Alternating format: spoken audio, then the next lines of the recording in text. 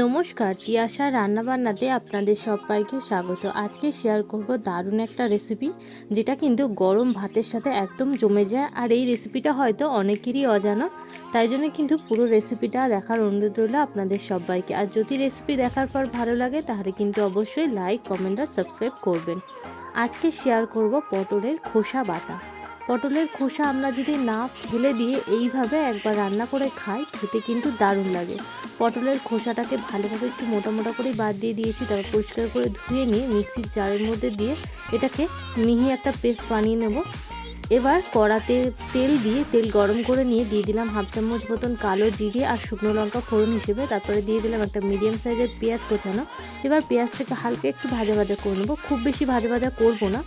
তারপরে দিয়ে দিলাম যে পেস্টটা ছিল পটলের খোসার, তো ওটাই দিয়ে দিলাম। দিয়ে এবার কড়ার মধ্যে দিয়ে খুব ভালো মতো নাড়িয়ে চাড়িয়ে নিয়ে দিয়ে দিলাম 1 চামচে 4 ভাগের 1 ভাগ মতন হলুদ গুঁড়ো, স্বাদ মতো নুন, স্বাদ মতো লঙ্কার গুঁড়ো আর একটু সামান্য পরিমাণে চিনি দিয়ে সমস্ত উপকরণকে কিন্তু খুব ভালো মতো নাড়িয়ে নাড়িয়ে প্রায় এটাকে শুকিয়ে নিতে হবে। প্রায় 2 মিনিট মতন এটাকে নাড়িয়ে নাড়িয়ে শুকিয়ে নিয়েছি।